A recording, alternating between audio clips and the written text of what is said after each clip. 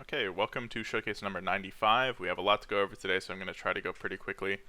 Most of it's relating to auto tiling related stuff, as well as some chains. I mentioned that in changelog recently, but I made a pretty cool spell behavior for a magma spell, the third magma spell specifically, and I'm pretty proud of that. That's towards the end.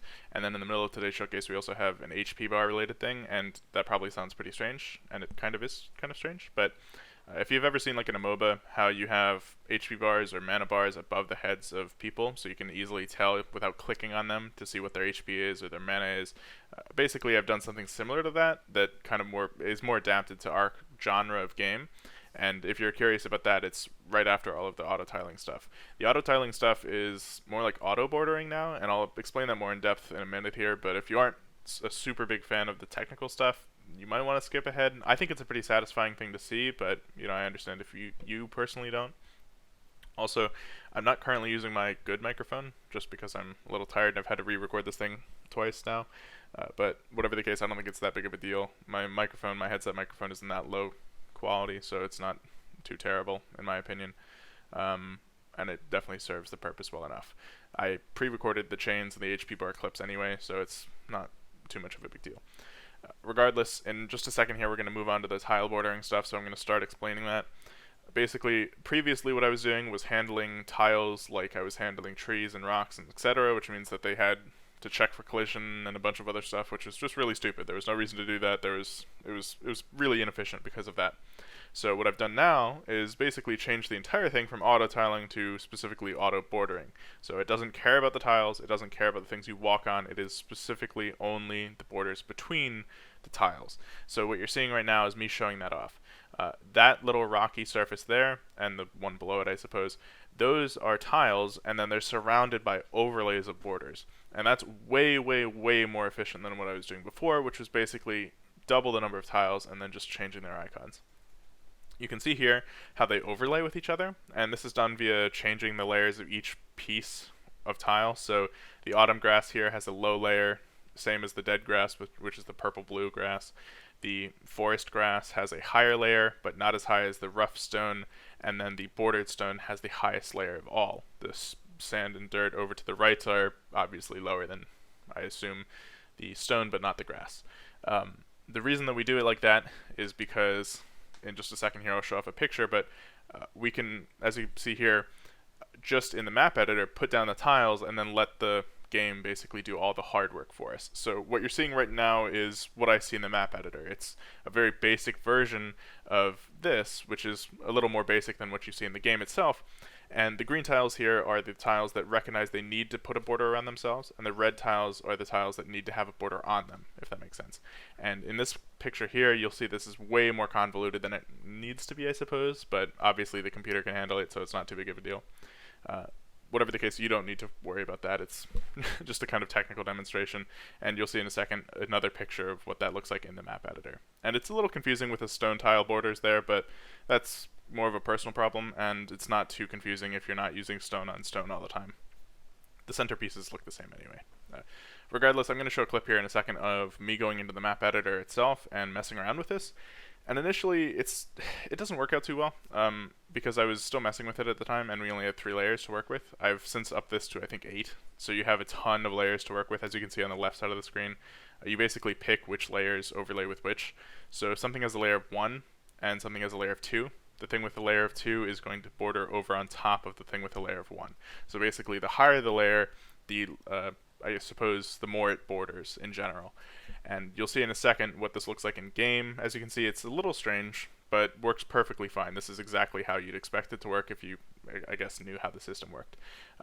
The grass that you're seeing with the border looks a little odd. It is actually a border there in the grass. And the reason for that is because the surrounding grass is of a higher layer, so it's bordering onto the grass that we just put down.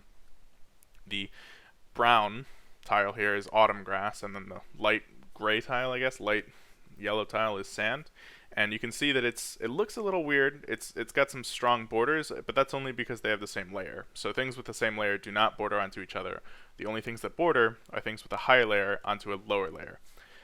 And in a moment, we'll see a more advanced version of this, which I think is a little bit easier to understand, where we're putting a high layer of grass over top of all of this, so you can see pretty clearly what it looks like when something with a high layer is just covering something altogether.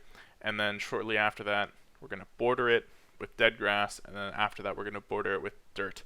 And this probably seems like a lot of work, or a lot of showing off, I guess, for a relatively simple system. But frankly, it's probably one of the most important systems in the game, just because mappers being able to do their work fast and easily is really important to getting content created. Obviously, if you don't have maps, you have nowhere to play, so it's just an important thing to have, and I think it'll save us a bunch of time in the future. And in a moment, we're going to see what this looks like in the game as well, and I think it looks pretty good. When you have a hard border around it like this, as you can see, the dirt is on a higher layer than basically everything else except for the grass surrounding, and even the grass in the center, I believe, is on the same layer as the dirt, and it meshes pretty well in my opinion. It's a very good look, and I think that it works pretty well, and it's fairly robust. The only thing I think should be mentioned is probably the mountain to the left, which I'll start pointing out in a second. The reason that this is different is because this overlays on top of tiles, and it's very difficult to get that to look good when you're also using it in the same system as everything else. It's sort of strange because tiles are meant to be the background of the game, and while I can fake these kind of overlaid looks with borders, with something that's physically meant to be interacted with and bumped into and so on and so forth, it just doesn't work as well, unfortunately. So that mountain that you're seeing right now that I'm pointing out is fully handcrafted, and in the future I might look into making something like that automatically without my input and without, manual labor, but for right now it has to be manually created. Whatever the case, we're going to move on to the HP bars I mentioned in a second here, which I think are really cool. I'm really proud of that concept, so I hope you enjoy. Okay, so for this portion of the showcase, we're going to be taking a look at HP bars and MP bars, specifically for engagements and targeting purposes. What that means is now when you hover over somebody, you can see their HP and MP, otherwise known as your health and mana. Right now you'll notice that you can't actually see that for these dummies here, for the mana bars, and the reason for that is because they're dummies. They don't cast spells, so they have no reason to have mana. But if I mouse over myself, you'll see pretty clearly that I do have both bars. The health bar is intentionally larger than the mana bar, if you're wondering if that was a mistake or visual glitch. And if I target myself, which has been turned on specifically so I can test this, you can see that both of the bars enlarge, and obviously their proportions stay the same. Now if I do the same over here, you'll see pretty clearly that again they don't have mana, but their health bar enlarges as it should. Again, the only reason I can target myself right now is because of this. I wanted to test this.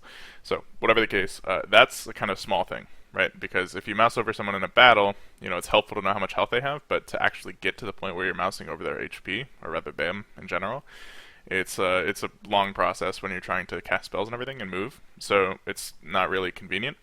The alternative to that I found is, obviously, first of all, when you target someone, so if I just tab target someone, you can see pretty clearly that it enlarges their bar and makes it visible in the first place, so you don't actually need to mouse over someone to see their HP and MP bar. You can just target someone and it'll show it for you.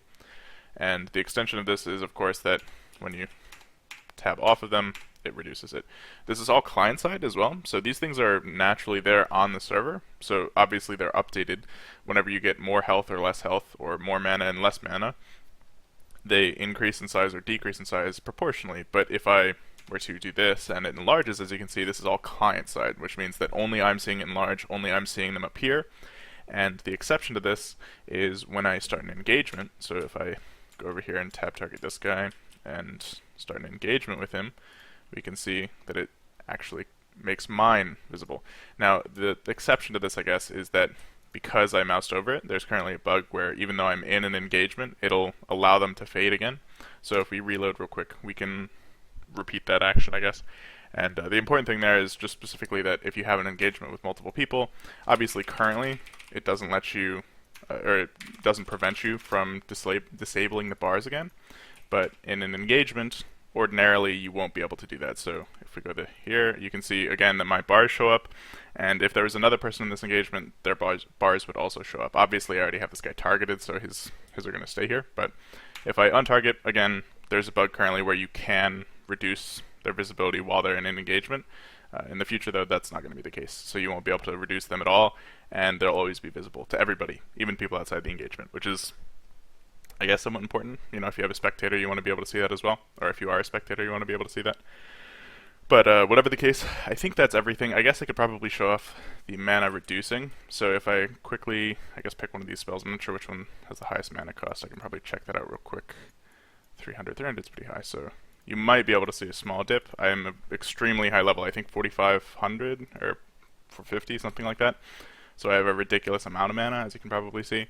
But you might be able to see a dip for a brief moment or two. I guess not. Okay, well, whatever the case, the whole idea is probably pretty clear, and they do update whenever your mana or your health gets reduced. So that's HP bars, and I'm going to let you go on to the next clip of the showcase. Okay, so one of the other things that I wanted to show off actually was chains, and that probably sounds kind of strange, but I've been working on these quite a bit, and the reason they're so special, or quote-unquote special I suppose, is because previously they were meant to be a beam, and I was thinking I would have some beam-focused like chain abilities or something, and I went through that and I went through the paces with that, and it wasn't too terrible, but I just didn't think it was that cool, and a homing beam was really hard to pull off. So I went for a different approach instead, and the way I've gone with this now is to have a quote-unquote invisible or sort of non-existent projectile, and then that has a trail of chains behind it, and I'm going to be able to show that off to you right now. We currently have it set up so 4 of them fire out, and this is going to be a behavior used for the next Magma spell, which is going to be Chains of Brimstone, but I wanted to make this as cool as possible, and you're going to notice a couple things that aren't so cool about it. The first thing is that it doesn't do damage, and it can't be consumed, or rather, it sort of can be consumed by hitting enemies, but usually it doesn't. Whatever the case, it's not finished by any means, and the projectile that's meant to be non-existent or invisible or whatever else is still visible. It's just there so I can see where the projectiles are going and how the chains are following the path, but either way, I think you'll probably get the general gist of it, as well as even without the correct icon. This is just some icon I grabbed off Google, actually, and turned into a chain that I'll explain a little bit more in depth in a couple minutes. It's just something I grabbed off Google, yet I still think it looks pretty cool, or fairly cool, relative to what it could have been with a beam. Very straightforward, kind of, simple attack. So, without further ado, if I just hit space, you'll be able to see a very strange thing happen right here. So this is actually happening because we're in an engagement right now. So I haven't hit the RP button, but I can probably just quickly do that so that we don't have to worry too much about not being able to damage him. But while we do that, I'm going to hit it a couple more times. As you can see, they seem to overlay sometimes, and that's just because the angles are being chosen too close to one another. That's relatively simple to solve. It's not really like that big of a problem, I guess. But whatever the case, when it hits him, he's gonna just explode. But whatever the case, you can probably get the idea. I guess that's the whole point of this segment of the showcase, is to show off the idea of this chain attack. And currently they stop a little bit early too. There's definitely some polish here, but the reason I'm so proud of this is because this trail is not really just a very simple particle trail. Typically, a particle trail is just something that, as it moves, it spawns a particle at each spot, blah, blah, blah. This is insanely more complicated than that, and that's not a bad thing necessarily, but it definitely took way more time to figure out. So the way this works is each of these pieces of the chain, each chain link, is technically 4 pieces, and they're all articulating as they should for basically, optimal smoothness. So no matter how hard the turn is, this thing will look relatively smooth. You can see at the start it kind of wigs out a little bit, but that's a future thing that I'll fix. Whatever the case, it's something that's meant to look pretty smooth, and I think that it kind of does. It's very good at following these paths, even if it doesn't follow through necessarily, and obviously the damage is broken, but that's, again, something we'll figure out in the future. But whatever the case, I mean, I think it worked out pretty well.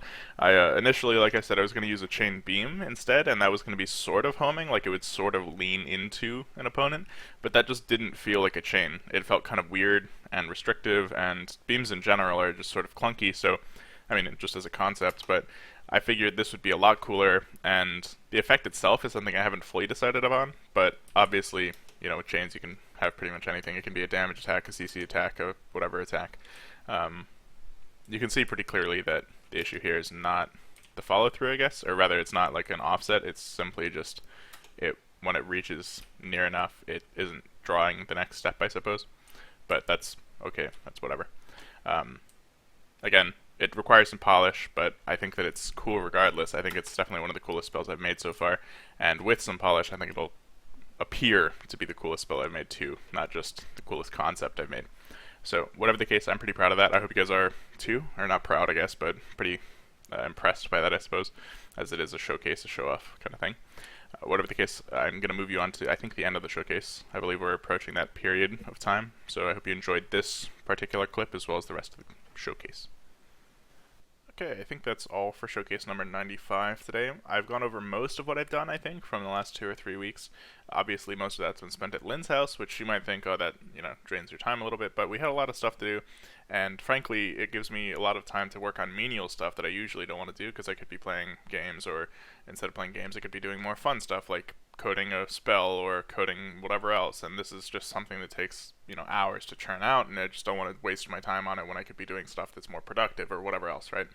But obviously that kind of paid off because I can do the really menial stuff like auto bordering and so on and so forth.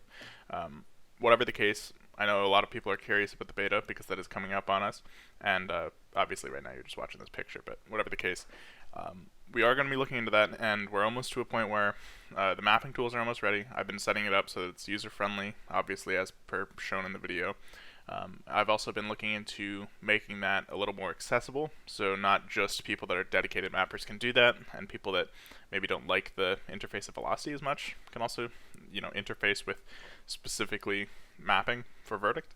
And in the future, I should be releasing that probably within a week or so. And with that, we'll be looking at a more official release date in sometime in January for the beta itself. Alongside that, we're also getting the animations done. As of right now, we are missing about 2 animations, I think, total, and that's probably about $150 away, so we're closing in. That's very close, and once that's done, obviously, like I said in last showcase, I think the outfits are a step away. So really excited about that, really hyped to show you guys everything that we're going to be doing with that. It just takes a little bit more tweaking, and I know a lot of people probably dislike that, but it is what it is. Just takes a lot of time to get stuff right, and I want to get it as right as possible, so obviously that's a priority of mine since everyone in the entire game is going to be using it, and everyone in the entire game is going to be looking at it constantly nonstop because it's the player base. Whatever the case, I think we're good for today. If you have any comments, feel free to let me know, and if you have any questions or concerns, of course let me know about that as well. You can always DM me, and I think that we're good today. Have a good day.